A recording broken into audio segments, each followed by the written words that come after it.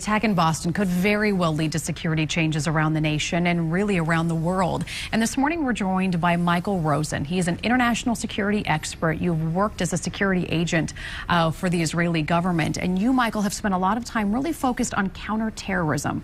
As you watched this video of these two bomb explosions, what were your thoughts? You know, I think this is a horrible, tragic event, and my prayers go to the victims of this event. It appears that this is a planned, targeted, and coordinated event. The perpetrator intended to cause mass casualties. They or him, they positioned devices within a concentration of people with the idea to kill, injure as many people as possible. There's been a lot of talk about these bombs. I mean, was this outside terrorism? Was this a domestic attack? Can we tell anything by looking at this video, seeing the smoke, seeing the flash of the bomb going off? Can we tell anything from this as far as who made it? In terms of the motives, it's way too early to determine who was behind that. I'm sure the authorities' investigations will unfold a lot more concrete details as they become apparent.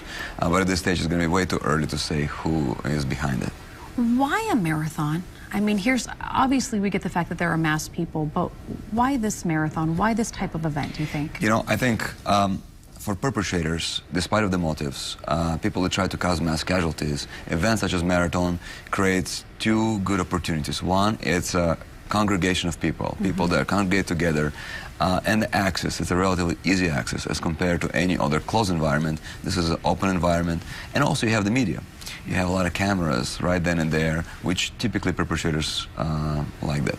There was so much police presence there, though, too, and we heard the National Guard was there. So someone who was obviously brazen enough to go in, despite all of this police presence, and leave these two devices and the two others that we know that they found and were able to dismantle. That's right. And I'm confident that someone who placed the devices was indeed afraid of being caught when they were doing that. Nevertheless, the access was probably still relatively open and easy for the person to do that. We talked a little bit about the security changes. What kind of security changes can you make to an event like a marathon when you have hundreds of thousands of people congregating in an outdoor area? You know, this day and age, security definitely should be at the front thought of any organizations, big or small. There is no environment that you can create a 100% secure environment. Right. It's rather impossible to do. And particularly the marathon, it's intended to be an open environment.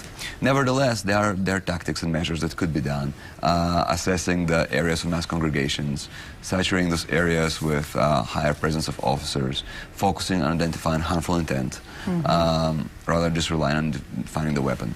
So there are some tools available to law enforcement and security officials. And we know that at least officials here looking into the Boston Marathon coming up in October will be taking a look at their plans again very, very closely and reassessing what maybe can be done to increase security. I'm confident that will be the case. Yeah. Michael Rozin, thank you so much for your insight this morning, your expertise. We appreciate you coming in. Thank you for the opportunity. Yeah.